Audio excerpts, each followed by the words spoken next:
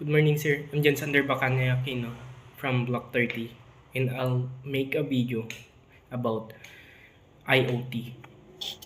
So, what is IoT? IoT stands for the Internet of All Things. It refers to the network physical object, devices, vehicles, appliances, sensors, etc. that are connected to the Internet and can be collect, exchange, and share data. These objects are imbued with sensor software and other technologies to interact with their environment and with other devices over the Internet.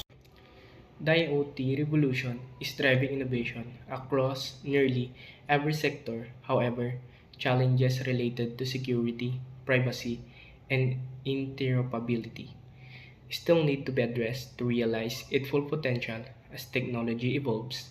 IoT it's like become more even integrated into our daily lives, making both personal and professional activities more efficient, intelligent, and automated. IoT offer great potential in exchange automation, efficiency, and data analysis, but also bring challenges related to security, privacy, and interoperability and high cost. IoT is important because we live in a world where the technology is important. Imagine you only have data and internet. You can be connected to the other people 24/7 around the globe. Another example, when you drive a car and you are sleepy, just simple command the car will drive for you. IoT also used for security. IoT sensor and devices can help monitor and prevent hazards in various settings such as factory, homes, and public space. While technology is an achievement for humankind, it is also disaster if it not use it properly. Example, security risk.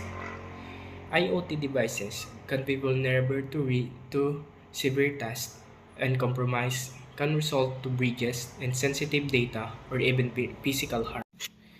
The main advantages of IoT include increased efficiency, automation, data-driven decision-making, improved productivity, and the ability to monitor and manage complex systems in a real time. However, significant disadvantage include security, vulnerabilities, privacy, privacy concern, potential job displacement due to automation complex in managing the large network of devices and potential for independence on technology.